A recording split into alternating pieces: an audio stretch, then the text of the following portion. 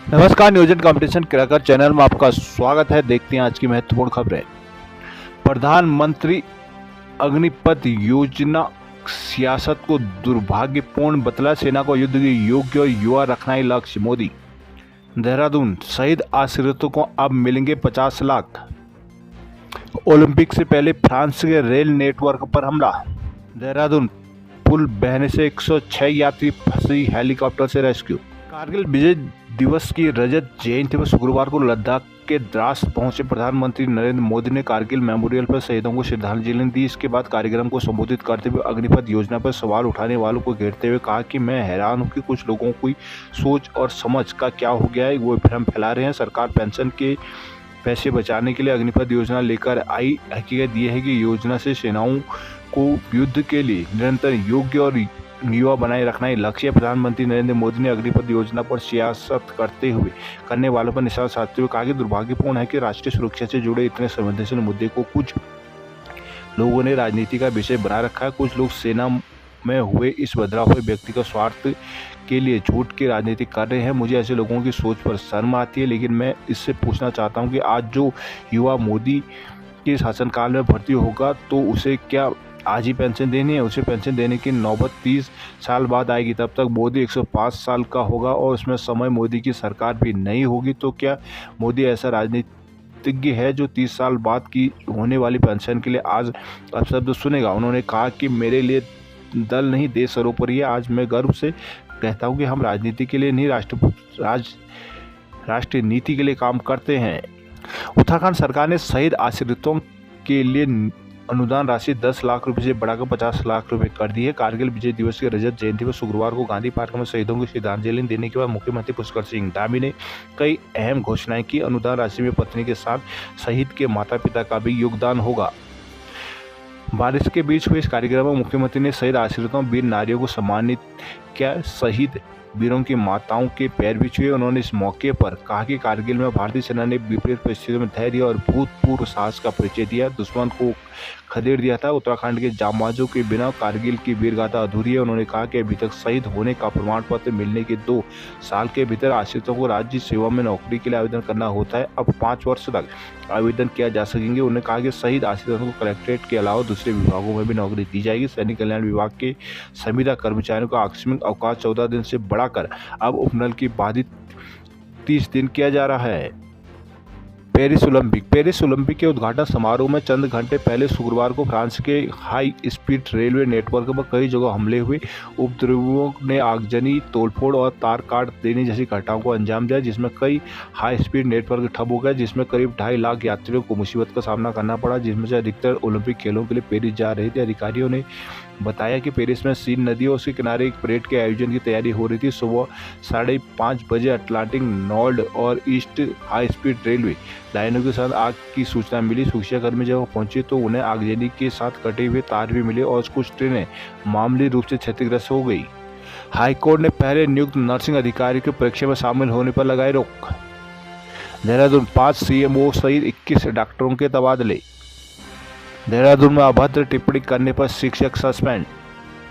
नैनीताल, प्रदेश के मेडिकल कॉलेजों में नर्सिंग अधिकारियों की भर्ती प्रक्रिया मामले में सैकड़ों डिग्री धारकों को हाईकोर्ट से राहत मिली है। मुख्य न्यायाधीश न्यायमूर्ति ऋतु बाहरी की अध्यक्षता वाली खंडपीठ ने गुरुवार को मामले की सुनवाई करते हुए स्वास्थ्य विभाग में पहले ही से नियुक्त पाए नर्सिंग अधिकारी की परीक्षा में दोबारा प्रतिभाग करने पर रोक लगा दी। इस निर्णय से सैकड़ों नर्सिंग डिग्री धारक बेरोजगारों को लाभ मिलेगा।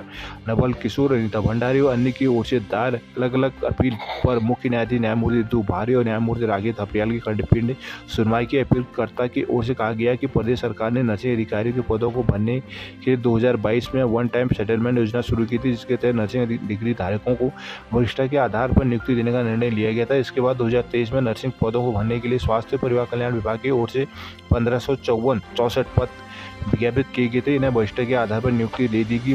11 मार्च 2024 को चिकित्सा शिक्षा विभाग की ओर से नर्सिंग अधिकारी के 1455 पदों को भरने के लिए विज्ञप्ति जारी की गई है, लेकिन उसमें उन नर्सिंग अधिकारियों ने भी आवेदन कर दिया जो वन टाइम सेटलमेंट का लाभ 2023 में ले चुके थे, नर्सिंग अधिकारी के पद पर नियुक्त हो चुके हैं। खंडपीठ ने न्यायिक सुनवाई के बाद उन अभ्यर्थियों को परीक्षा से निरुद्ध कर दिया है जो वन टाइम सेटलमेंट योजना का लाभ ले चुके हैं। देहरादून सेना में भर्ती पूर्व प्रशिक्षण लेने वाले युवाओं को अब मिलेंगे 225 रोजाना। देहरादून जलाशयों से सिल्ट उठान रॉयल्टी होगी अब फ्री। सचिवालय में शुक्रवार को आयोजित बैठक में कहा कि जलाशयों में सिल्ट और मिट्टी का उठान रॉयल्टी फ्री किया जाएगा। उन्होंने कैबिनेट बैठक के लिए नीति बनाने के निर्देश दिए। मुख्य सचिव ने कहा कि जलाशयों को 50 साल से भी अधिक का समय हो गया है। ऐसी स्थिति में जलाशयों की क्षमता निरंतर घट रही है। अत्यधिक सिल्ट आने से भविष्य में किसानों को सिंचाई के लिए पानी के अभाव, बाढ़ जैसी चुनौतियों का भी सामना करना पड़ सकता है। उन्होंने कहा कि जलाशयों से सुगान को रॉयल्टी फ्री करने से इस समस्या का समाधान हो सकेगा। उन्होंने बौर, हरिपुरा, तुमरिया, नानक सागर जैसे जलाशयों में पर्यटन गतिविधियों और मत्स्य पालन को बढ़ावा देने और सिंचाई विभाग को सभी संबंधित विभागों से अनुमति लेने के निर्देश दिए हैं। उन्होंने सिंचाई, वन और वन विभाग के अफसरों को 15 दिन के भीतर संयुक्त निरीक्षण करने को कहा गया है। नई टिहरी में 10 खाद्य कारोबारियों को नोटिस। गढ़वाल में भारी बारिश से जनजीवन हुआ अस्त व्यस्त। गढ़वाल में गुरुवार रात हुई भारी बारिश से शुक्रवार को जनजीवन अस्त व्यस्त हो गया, जहां सभी नदी नाले उफान पर आ गए। वही हाईवे व अन्य मोटर मार्ग मलबा आने से बाधित रहे। मध्य महेश्वर पैदल मार्ग में पुल बहने के कारण 106 यात्रियों को हेली से रेस्क्यू किया गया। यमुनोत्री और मंदिर परिसर को भी काफी नुकसान पहुंचा है। जनके पर चट्टी में कई दुकानों में पानी भर गया। चमोली जिले की बुराती और बांसवाड़ा में उफानते नाले के कारण लोगों को भी रात को ही दूसरे स्थान पर शिफ्ट होना पड़ा। बालगंगा में उफान से आवासीय भवनों, कृषि भूमि, पैदल मार्गों और पुलों को भी काफी नुकसान पहुंचा है। मधुमेश्वर में 4 घंटे तक चला हेलीकॉप्टर रेस्क्यू से बालगंगा में बाढ़ से मकान, रास्ते सभी क्षतिग्रस्त हो गए। उत्तरकाशी में वीर नारी अनीता देवी का किया गया सम्मान। टिहरी में और बदल रोड से प्रभावित 36 काश्तकारों को बांटे चेक। Nai Tehri, Rishikesh, Dharasu, all weather road से प्रभावित टिहरी जिले के 36 काश्तकारों को समस्याओं का अपना जिलाधिकारी।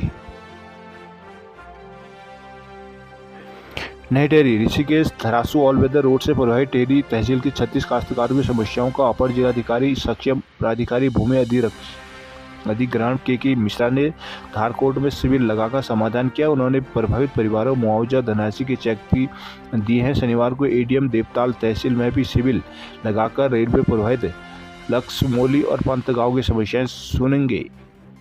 गैरसैंण में कांग्रेसियों ने टूटी सड़क पर किया पौधरोपण। बाजपुर एसडीएम कोर्ट में 143 की फाइलों में गड़बड़ी से भड़के कमिश्नर।